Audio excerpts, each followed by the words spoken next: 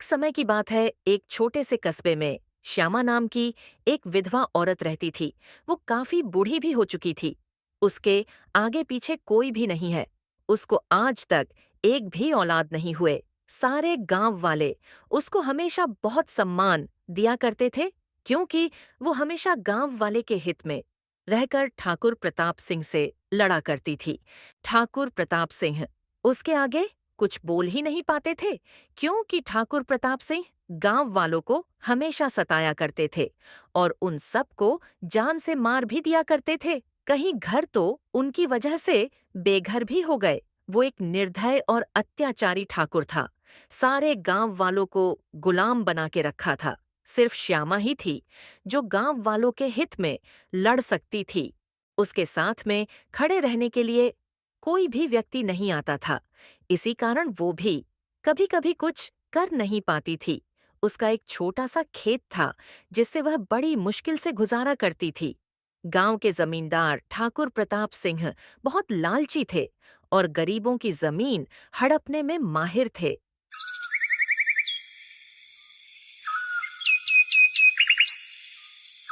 एक दिन श्यामा जब घर में थी, तभी उसके पास गांव का ही बूढ़ा व्यक्ति रामलाल आए, उनसे मदद मांगने को। श्यामा बहन, आप ही कुछ कर सकती हो हम सब का। अरे भैया, आप इतने घबराए हुए क्यों आए हो? क्या हो गया है? गांव वालों पर किस पर मुसीबत आन पड़ी है जो आप भागे हुए आए हो हमारे घर? हम सब के घर ठाकुर प्रताप सिंह आज फिर आए थे। हमारे घर धमकी देने को। आप ही उन्हें समझाइए। हम कहाँ से देंगे ब्याज? सब तो पहले से ही छीन चुके हैं। अब हमारे पास उनको देने के लिए सिवाय एक घर ही बचा हुआ है। वो भी हमसे छीन लेंगे तो हम सब कहाँ रहेंगे? आप सबको हमने कई बार समझाया है। क्यों जाते हो उस ठाकुर के पास जब आप सबको मालूम है वो धोखाधड़ी से सब कुछ छीन लेता है। 100 रुपए देंगे, अपने खाते में 1000 रुपए लिखेंगे, तभी भी सब लोग उनके ही पास जाते हैं। श्यामा बहन, अभी ये सब बात करने का समय नहीं है। हम सबसे गलती हो गई है। हम क्या करें? आप जाकर ठाकुर साहब को समझाइए, हमें कुछ दिन का और मोहलत दे दें। ठीक है, हम उनके पास जाकर बात करते हैं। इतना बात करके रामलाल वहां से चले गए घर की ओर। कुछ देर बाद मैं जाकर ठाकुर प्रताप सिंह से क्या बोलूं? गांव वालों के हित में ये सब कभी भी हमारी बात माने ही नहीं है। ठाकुर भी हमारी बात नहीं जल्दी मानता है।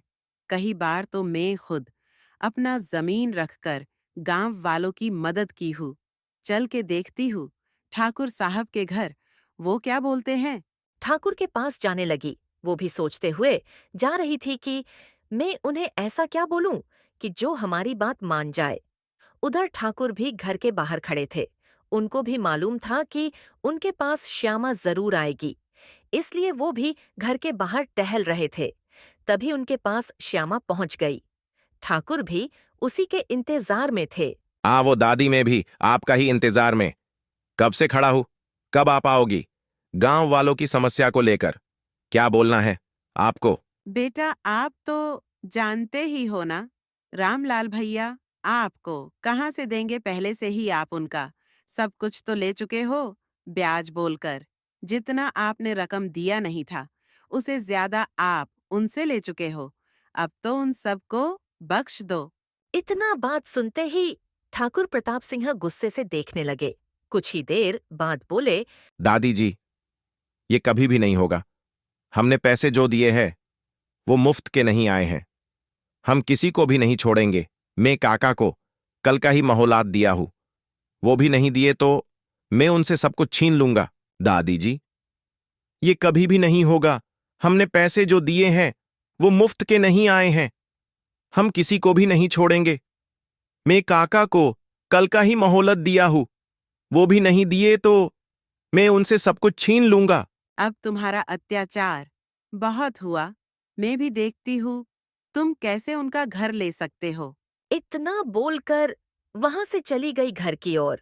ठाकुर भी डरा हुआ था, कहीं ये कुछ कर बैठी तो गांव वालों के साथ में मिलकर फिर मेरी तो इज्जत खराब हो जाएगी। श्यामा उधर रामलाल के घर पहुंचकर सब बात बताने लगी। आप परेशान मत रहो, जो होगा कल देख लेंगे। अब बहुत हुआ। ठाकुर का अत्याचार हम सबको मिलकर साथ देना होगा। ठीक है, लेकिन हमारे अंदर लड़ने के लिए ताकत नहीं है ठाकुर से। उसके पास तो 2 पहलवान हैं। उसी के वजह से वो सारे गांव में अपना दबदबा बना रखा है।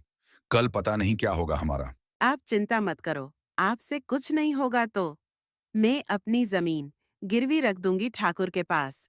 आप क्यों देंगी? हमारे खातिर हम नहीं छोड़ा पाए तो वो भी चला जाएगा एक दिन। आप रहने दो। नहीं मेरे पास, वैसे भी वही एक छोटा सा हिस्सा बचा हुआ है। ठाकुर हमसे कभी भी नहीं ले सकते क्योंकि वो जमीन ऐसी वैसी नहीं है, बल्कि सरकार की दी हुई जमीन है। इसलिए अभी तक हमने किसी को भी नहीं बताई हूँ। ठाकुर हमसे ले लेंगे धोखे से, उनको कहीं सालों की सजा होगी, वो खुद भी नहीं जानते। दोनों आपस में बात करने लगे।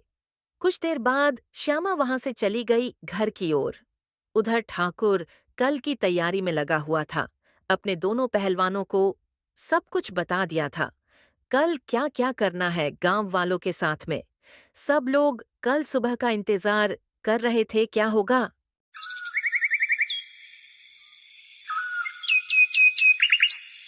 सुबह होते ही ठाकुर अपने दोनों पहलवानों के साथ लेकर रामलाल के घर के लिए रवाना हो गए। गांव से होते हुए जा रहे थे। सब लोग ठाकुर को देखने लगे। इतने सुबह सुबह को अपने दोनों साथी को लेकर कहाँ चल पड़े। आज किसकी शामत आई है। इतनी सुबह को उधर रामलाल घर के अंदर एक जगह पे चुपचाप बैठा हुआ था। वो रात भर सोया नहीं है, ठाकुर की खौफ के वजह से। तभी ठाकुर प्रताप सिंह रामलाल के घर के बाहर पहुंच गए। गांव के कुछ लोग एक जगह पे खड़े होकर देखने लगे। ठाकुर साहब, काका के घर क्यों आए हैं? तभी ठाकुर प्रताप सिंह रामलाल को आवाज दिए। रामलाल कहाँ हो? बाहर तो आना। इतना बात सुनते ही रामलाल डर गए। उसे पसीने भी आने लगे। वो डर की वजह से बाहर भी नहीं आ रहा था। कहीं ठाकुर साहब हमें जान से मार न दे। तभी वहां पे श्यामा आई रामलाल के पास। रामलाल भैया, चलो आप बाहर, आपको कुछ भी नहीं होगा, हम है ना आपके साथ में। ठाकुर आपको कुछ नहीं कर पाएगा। दोनों ठाकुर के पास जाने लगे। ठाकुर भी श्यामा को देखकर चीड़ सा गया हुआ था। श्यामा और रामलाल धीरे धीरे ठाकुर प्रताप सिंह की ओर बढ़े। गांव वाले किनारे खड़े होकर सब देख रहे थे, मानो ये कोई युद्ध का मैदान हो। तो आ ही गई आप दादी। अब क्या बहाना लाई हैं इन भूखे नंगे लोगों को बचाने का? कोई बहाना नहीं ठाकुर साहब, मैं यहाँ सच और न्याय के लिए आई हूँ। न्याय? यहां मेरा राज चलता है दादी, तुम्हारा नहीं। रामलाल काका कहाँ है? हमारे पैसे जो मैंने आपको बोला था, आज आप नहीं दिए तो हम आपको धक्के देकर इस घर से निकाल दूंगा। रामलाल डरते डरते बोले ठाकुर को।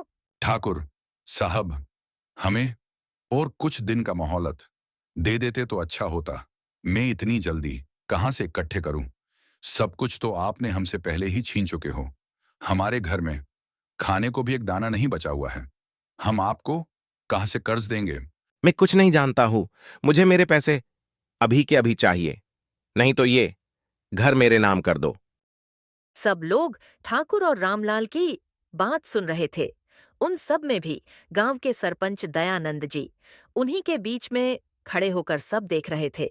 वो भी ठाकुर के जाल ने फंस चुके थे। ठाकुर के खिलाफ कुछ कर नहीं पा रहे थे। तभी सरपंच जी हिम्मत रखकर ठाकुर के पास जाने के लिए कदम आगे बढ़ाए। उनको भी पसीने आने लगे ठाकुर के डर की वजह से। ठाकुर के पास पहुंच गए। ठाकुर प्रताप सिंह उनकी ओर देखने लगे। ये भी हमारे खिलाफ आवाज उठाएगा। हाँ वो सरपंच जी, आप भी कुछ कहना चाहते हो क्या रामलाल के लिए? नहीं, नहीं ठाकुर साहब, मैं तो बस आपसे कुछ बोलने को आया था। बोलिए, क्या बोलना चाहते हो, हम भी तो सुन ले। रामलाल को छोड़ दो। आप तो पहले से ही उसे सब कुछ ले चुके हो, जमीन जायदाद, और वो खुद आपका गुलाम हो चुका है। अब उसे कितना सताओगे? आपने इनका हाल ऐसा कर दिया है कुत्ते के जैसा, कहीं का भी तो नहीं छोड़ा है। हम सब आपके शिकार हो चुके हैं। रामलाल काका तो अब बूढ़े भी हो चुके हैं, वो आपको कहां से देंगे? अब तो इन्हें बख्श दो। ठाकुर प्रताप सिंह इतना सुनते ही बौखला गया। ये कैसे मुझे बोल सकता है? सरपंच, तुम मुझे कैसे बोल सकते हो? मैंने किसका क्या किया हूं? पैसे मांगने कोई गुनाह तो नहीं है ना? ऐसे कौन मांगता है? सब कुछ छीन के सारे गांव वाले आपके कर्ज में डूबे हुए हैं। उनकी पीढ़ियों खत्म हो गई, लेकिन आज तक उन सब का ब्याज नहीं खत्म हुआ। तुम ये मत भूलो, मेरी वजह से तुम भी जी रहे हो इस गांव में। नहीं तो पता नहीं तुम्हारा क्या होता। सरपंच इसके आगे कुछ बोल ही नहीं पाया। वो खुद जानता था कि एक समय में ठाकुर ने उसकी जान बचाई थी इन गांव वाले की वजह से। कुछ साल पहले की बात है, जब सरपंच चोर था। उसको लोग कालिया के नाम से बुलाते थे। वो सारे गांव में घूम घूम कर पता करता था कि कौन आज रात को घर में नहीं है। मौका पाकर रात होते ही सोने चांदी और जेवरात चुरा लेता था। उसे कोई देख भी नहीं पाता है।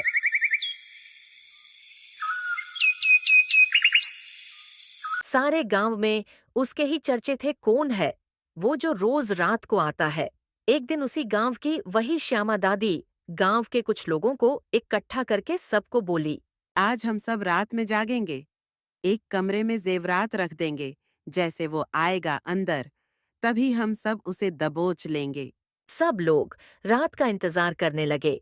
रात होते ही सब लोग हर कोने में चुप गए। तभी चोर अंदर घुसा। जैसे उठाने गया, सब लोग आकर खड़े हो गए। उसे बहुत मारा, तभी ठाकुर ने उसकी जान बचाई। उस दिन से वो ठाकुर प्रताप सिंह के छत्र छाया में रहने लगा। इसलिए वो गांव वालों की मदद नहीं कर पाता था। तभी श्यामा दादी ने ठाकुर से कहा, ठाकुर साहब, आप कुछ दिन का मोहलत हमें दीजिए, हम कहीं से भी कर देंगे। ठीक है, हम आपको 1 सप्ताह का मोहलत देते हैं। नहीं दे पाई तो आपके पास जो एक छोटी सी जमीन बची हुई है, हम आपसे वो भी छीन लेंगे। ठीक है, हमें मंजूर है। 1 सप्ताह बाद मैं आपको मिलती हूँ, आपके घर। ठीक है, अभी मैं चलता हूं। श्यामा यही बात सुनने के लिए कब से इंतजार कर रही थी। कब तुम मेरी जमीन लेने के लिए बोलोगे? ठाकुर, तुम अब की बार आप बहुत बुरी तरह फंस चुके हो। अब मैं बताऊंगी चतुराई किसे कहते हैं। सारे गांव वाले इसे देखते रह जाएंगे। भैया, आप चिंता मत करो। अब की बार मैं ठाकुर को इस तरह सबक सिखाऊंगी जो पूरी जिंदगी भूल नहीं पाएंगे। इतना बोलकर श्यामा वहां से चली गई। सरपंच भी एक जगह पे खड़े होकर सोच में पड़ गया। अब क्या करने वाली है ठाकुर के साथ में? रामलाल एक जगह पे बैठ गया। अब वो सोच में पड़ गया। अब क्या होगा मेरा? अब तो मैं कहीं का भी नहीं रह जाऊंगा। ठाकुर घर पहुंचकर यहाँ से वहां घूम रहा था। ये बुढ़िया कहाँ से लाएगी इतने सारे पैसे? उसके पास तो खुद के खाने का ठिकाना नहीं है, फिर वो मुझे कहाँ से देगी? उधर श्यामा घर पहुंचकर अपने काम में लग गई, जैसे उसे किसी बात की चिंता नहीं है। बेखौफ होकर अपने काम में लग गई। ऐसे करते करते 1 सप्ताह बीत गया।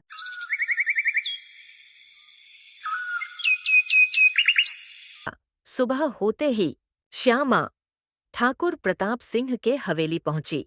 वो भी सुबह से उसी का इंतजार में बैठे थे, बिना कुछ खाए पिए। तभी श्यामा उनके पास पहुंची। ठाकुर उसे देखकर मुस्कुरा उठे। आ वो श्यामा दादी, मैं जब से आपके इंतजार में बैठा हूं बिना खाए। लाई हो ना हमारे पैसे? हाँ ठाकुर साहब, मैं आपके पैसे लाई हूँ। अभी तो मेरे पास बस थोड़े सी है। मैंने काफी दिनों से जमा करके रखी थी अपने लिए। अब इसे आप रख लो, कुछ दिन बाद मैं फिर से आपको दे दूंगी। नहीं, नहीं, मुझे तो एक साथ सारे पैसे चाहिए। नहीं तो तुम मुझे अपनी जमीन मुझे गिरवी रख दो। ठाकुर साहब, आप चिंता क्यों कर रहे हैं? मैं आपको बोली हूँ ना, मुझसे नहीं हुआ तो मैं आपको जमीन दे दूंगी। ठीक है, अब की बार ये आखिरी होगा। ठीक है ठाकुर साहब। श्यामा ने ठाकुर को कुछ पैसे दिए। ठाकुर उसे ले लिए। पैसे देकर वहां से चली गई घर की ओर। ठाकुर भी पैसे पाकर खुश हो गया। उधर श्यामा रामलाल के घर पहुंच गई उनको बताने को। रामलाल भैया, मैं ठाकुर को कुछ पैसे देकर आई हूँ। श्यामा बहन, आपके पास इतने सारे पैसे कहाँ से आए, वो भी इतनी जल्दी? मैं उनको अभी कुछ पैसे दे पाई हूँ। उनको बोली हूँ बाकी के पैसे मैं कुछ दिनों में दे दूंगी। ठाकुर मान गए इतने पैसे लेकर? हाँ, अभी तो मान गए हैं, आगे देखते हैं क्या होगा। रामलाल से बात करके अपने घर की ओर चली गई। रामलाल भी अपने काम में व्यस्त हो गया। सामान यहाँ से वहां रखने लगा। ऐसे करते करते 1 सप्ताह भी बीत गया। तभी ठाकुर श्यामा के घर आए पैसे मांगने को। श्यामा दादी, बाहर तो आना। तभी श्यामा दादी घर में से निकलकर बाहर आई, ठाकुर की ओर देखने लगी। क्या हुआ ठाकुर साहब, आप इतनी सुबह सुबह को? कहाँ है मेरे पैसे जो आपने कहा था मुझे देने को?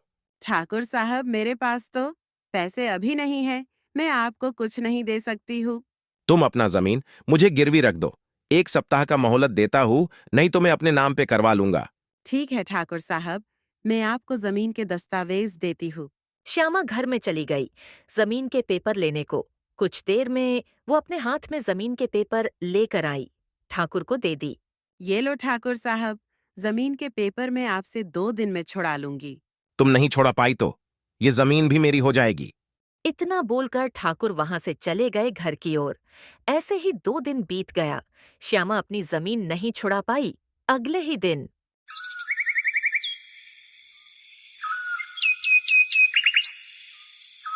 सुबह होते ही ठाकुर के दरिंदों ने श्यामा से कहा। ठाकुर साहब का कहना है कि तुम्हारा खेत अब उनके नाम होगा। अगर जमीन खाली नहीं किए तो अंजाम बुरा होगा।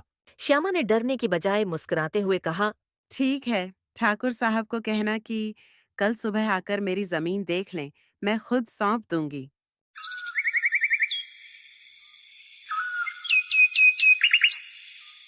अगले दिन ठाकुर घोड़े पर सवार होकर अपने नौकरों के साथ खेत पर पहुंचा।